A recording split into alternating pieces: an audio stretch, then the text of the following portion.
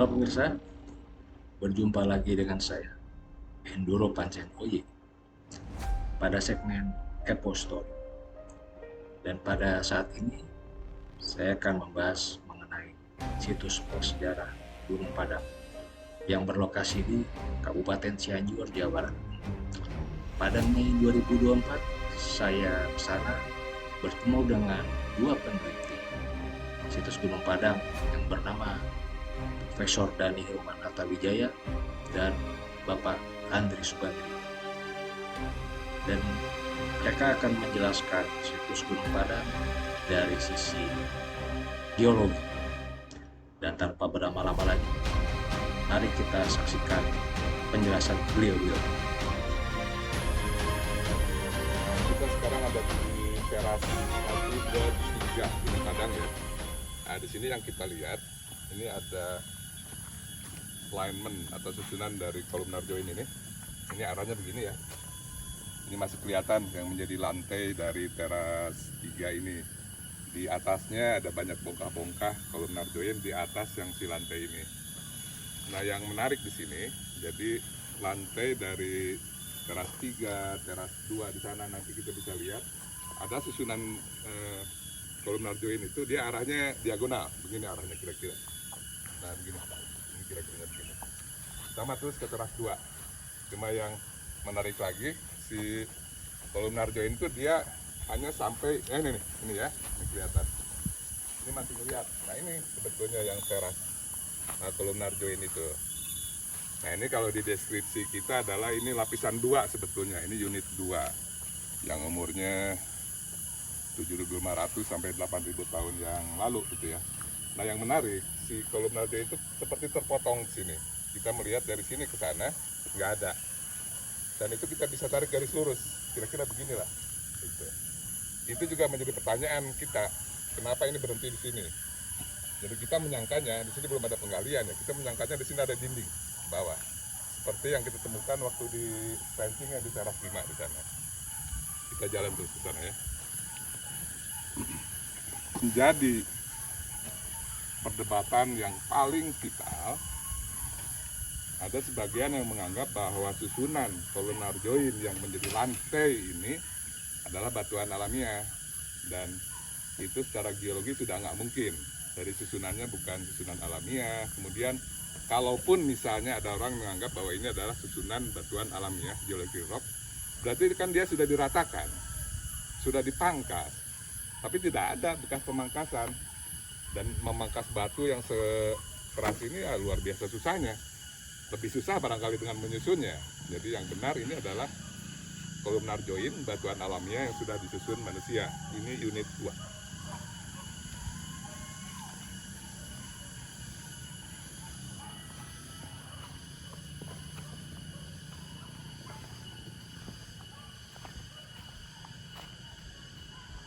Kita sekarang menuju ke seperti di teras 3 tadi.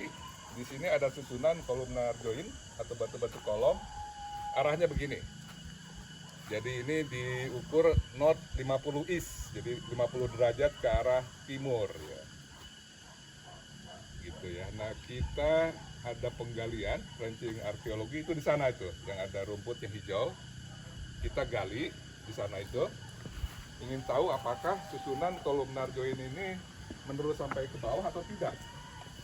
Ternyata digali oleh tim arkeolog sampai 3 meter masih.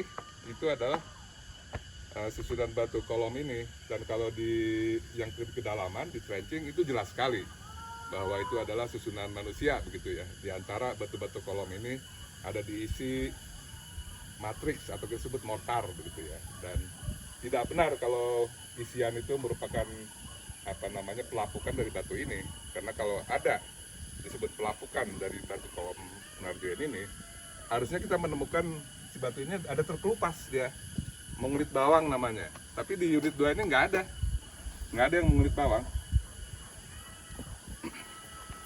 Yang sangat penting dalam pengamatan di teras 2 dan teras 3 ini, teras 2 dan teras 3 ini lantainya adalah lantai yang disusun oleh bebatuan batu kolom itu yang arahnya sekitar north 50 east. Dan di atasnya memang ada ditempatkan begitu ya batu-batu kolom yang disusun. Nah itu disusun kemudian yang kita sebut sebagai lapisan yang lebih muda, disebut unit 1. Begitu juga yang di tepinya itu kita ada dinding batu-batu kolom juga, dan itu bukan bagian dari unit 2 ini karena susunannya beda. Beda sekali, nanti kita bisa lihat, beda sekali. Jadi intinya struktur yang lama dari unit 2 ini, kemudian di atasnya di sini didekorasi dengan yang lapisan lebih muda, jadi ada batu-batu kolom ini yang disusun. Mungkin pembuatnya hanya menyusun kembali saja yang berserakan, kemudian dia disusun. Kemudian di pinggirannya itu dilapis oleh susunan batu kolom yang lebih muda atau lapisan 1 yang umurnya sekitar 3.000 sampai 4.000 tahun lalu. Gitu ya. Nanti di teras 1 lebih jelas lagi hubungannya. Di teras 1 saya berdiri sekarang di dinding yang tinggi sekitar 9 meteran ini ya, antara teras 1 di sana, mungkin bisa disebut di sana ya. Iya. Itu teras 1. Kemudian di situ namanya Gunung Masjid itu. Ah, Gunung Masjid namanya. Oke. Kemudian ya, jadi nah itu di sana bisa dilihatin itu yang susunan kolom yang membentuk ruang itu di sana tuh. Nah, ada susunan kolom membentuk ruang rektangular ya. ya. Kemudian di tengahnya ada seperti ubin-ubin gitu. Nah itu yang kita sebut sebagai unit 1 yang muda. Jadi dia disusun di atas yang tua, yang unit 2 tadi. Nah sekarang ke sini di dinding ini kan kelihatan ya. Jadi mungkin sekarang kan sudah berantakan, tapi kita bisa melihat ada undakannya. Undak, naik lagi, flat lagi, undak lagi gitu ya, masih kelihatan bentuknya. Nah yang bentuknya adalah mana tadi? Oh ini ya, ini batuan kolomnar ini. Jadi ini melihat dari pelapukannya begitu ya. Ini sama dengan yang kita lihat di lantai di teras 2 dengan teras 3 ya. Dan yang fitur yang perlu kita perhatikan di antara batu-batu kolom ini yang sudah lapuk moderat lah begitu ya, ada lagi isiannya. Isiannya ini material ya seperti tufa. Itu di sebelah kiri. Ini juga kan, ini sebelah kiri kan ini. Ini kalau di trenching kelihatan lebih segar, lebih jelas begitu ya. Jadi material isiannya ini itu bukan hasil pelapukan dari sini. Kalau secara geologi, kalau itu pelapukan dari sini, ini harusnya ada pengelupasan, mengulit bawang namanya. Tapi ini tidak ada. Jadi ini memang isian, kita sebut sebagai mortar ya. Itu yang perlu diperhatikan. Ada susunan batu kolom yang kira-kira horizontal, kemudian dia sudah terpotong, nggak ada yang kontinus, terpotong-potong dia. Kemudian tengahnya diisi oleh lapis apa namanya, matriks atau kita sebut mortar yang berbutir halus. Nah, di geologi nggak ada batuan seperti itu. Dan kita juga tahu ini lapisannya mendatar gitu ya. Jadi kalau yang namanya batu kolom yang alamiah itu biasanya tegak lurus dengan lapisan, kemudian tidak ada lapisan di antaranya. Tidak ada jeda. Kemudian tidak ada juga, tidak dipotong-potong gitu ya.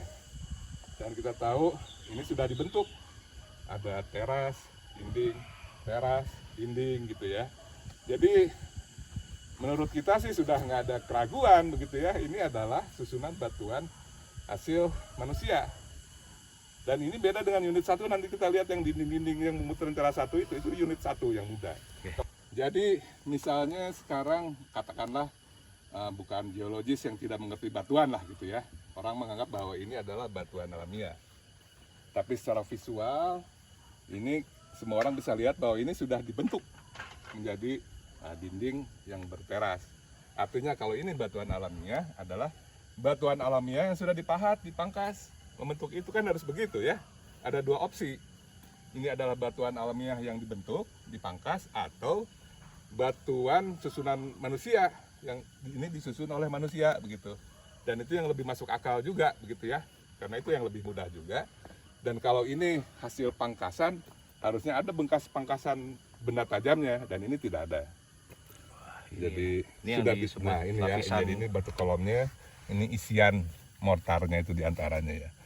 Memang kalau yang sudah melapuk ini kita nggak begitu jelas, tapi kalau di trenching Ini jelas sekali, batasnya tegas sekali ya. Ini merupakan isian mortar. Nanti Pak Andri ini yang bisa nerangin lebih jauh. Mas Andri? Ya.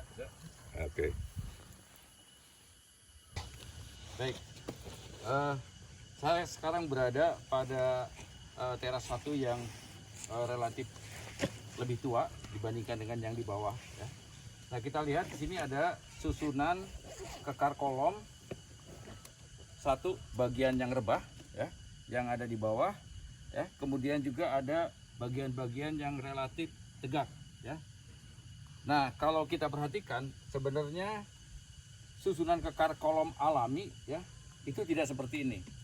Jadi kekar kolom alami dia akan tegak lurus terhadap arah aliran. Jadi kalau misalkan arah alirannya seperti ini, maka kekar kolomnya akan katakanlah relatif tegak, ya. Jadi ini contoh misalnya saja kalau alirannya ke sana, maka kekar kolom itu akan tegak seperti ini.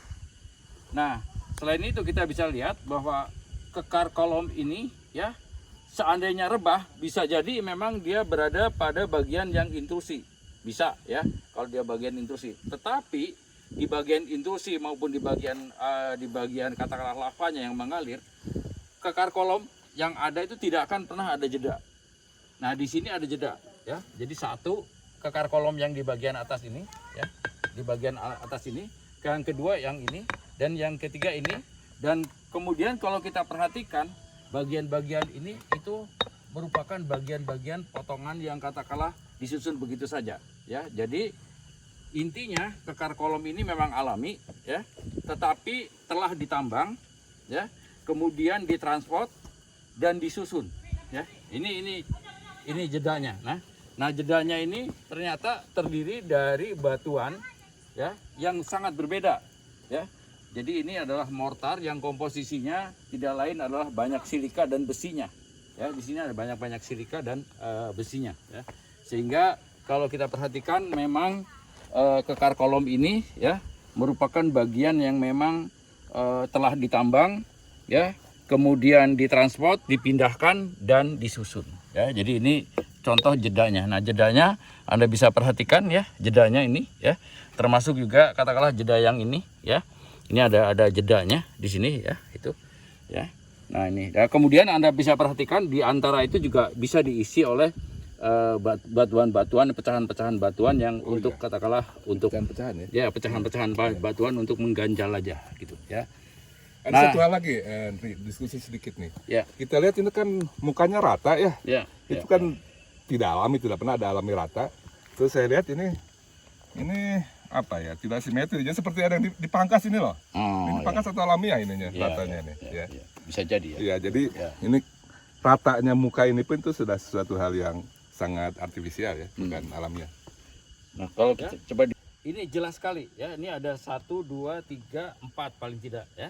Nah, di antara 4 ini terdapat 1, 2, 3, ya, jeda paling tidak. Nah, jedanya kita bisa lihat, ya, itu antara 4 jari, ya, 4 jari di sini, ya, sampai katakanlah ada yang katakanlah cukup besar sampai 5 jari kurang lebih gitu. Nah, jeda ini terisi oleh filler, diisi, ya, diisi oleh oleh material yang sangat berbeda dengan yang ini, ya. Jadi ini sangat berbeda nih, material yang ada di sini itu sangat berbeda di sini, ya.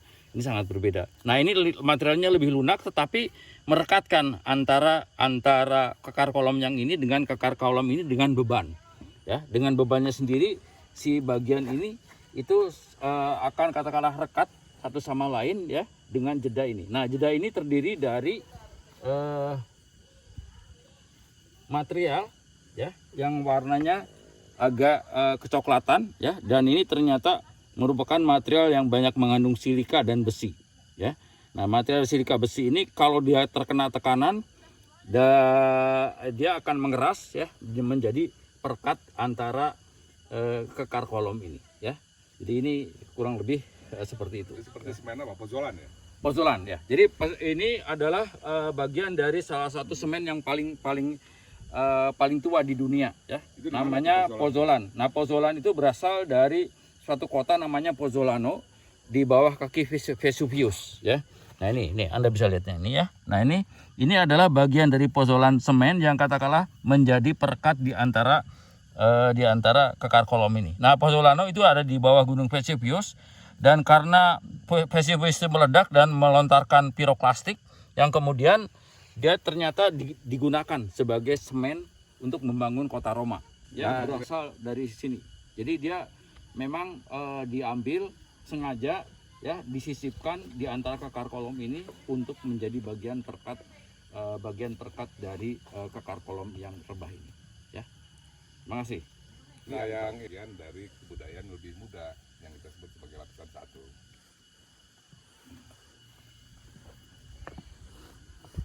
Nah, yang tegak juga bisa sebenarnya merupakan bagian dari mencegah ini longsor, ya, bisa juga, ya.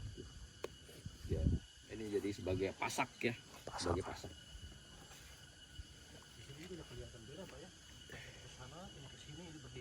Ini kita di teras 1 ini.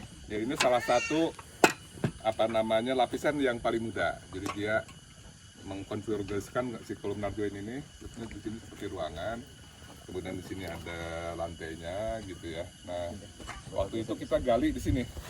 Kita gali, ternyata hanya setengah meteran di sini. Itu kita ketemu ada kolumnar join yang persis seperti yang di dinding tadi itu. Arahnya juga sama, north 70 east lah, kira-kira tegak lurus dengan arah situs gitu ya. Jadi intinya yang si lapisan yang tua itu, yang umurnya 7.500 sampai 8.000, itu ada di bawah sini. Kemudian sama yang berikutnya itu ditimbun oleh tanah ini. Jadi ini bukan tanah pelapukan ya, ini tanah timbun. Tanah timbun. Nah, kemudian di atas tanah timbun itu baru dibuat lapisan 1 ini yang lebih muda. Ya. Nah, umur dari tanah timbun ini itu yang umurnya sekitar 3.000 sampai 4.000 tahun yang lalu. Itu yang menjadi patokan usia lapisan 1 yang paling muda. Nah, kita ada di dinding teras 1. Jadi di pinggiran dinding teras 1 itu dibentuk dinding seperti ini. Ini batuan kolumnarnya. Kan beda sekali dengan yang di dinding antara teras 1 dengan teras 2 ya. Susunannya lebih tidak rapi, kemudian tidak ada material yang mengisi di antaranya begitu. Ini masih simpel. Ini yang umurnya 3.000 sampai 4.000 tahun. Nah, kalau kita lihat ke atas tuh, nah ini bagian dari teras 1. Sebetulnya ini tuh lapisan tipis, jadi kalau kita gali ini, si dinding ini, di dalamnya ada lapisan 2 yang tua itu. Dan arahnya pun beda. Kalau yang lapisan 1 di sini kan arahnya begini ya, utara selatan. Kalau yang tuanya arahnya barat timur. Itu ada di dalam ini, gitu ya. Jadi barangkali pengamatan yang paling penting di Gunung Padang, kalau orang mulai ke Gunung Padang adalah melihat dinding ini, dinding lapisan 1, kemudian bandingkan dengan dinding antara teras 1 dan teras 2. Itu lapisan yang tua. Nah, kesalahan interpretasi dulu menganggap bahwa lapisan 2 itu adalah lapisan batuan alamiah. Dan kita tadi sudah jelas diskusikan bahwa itu bukan batuan alamiah, tapi juga man-made structure.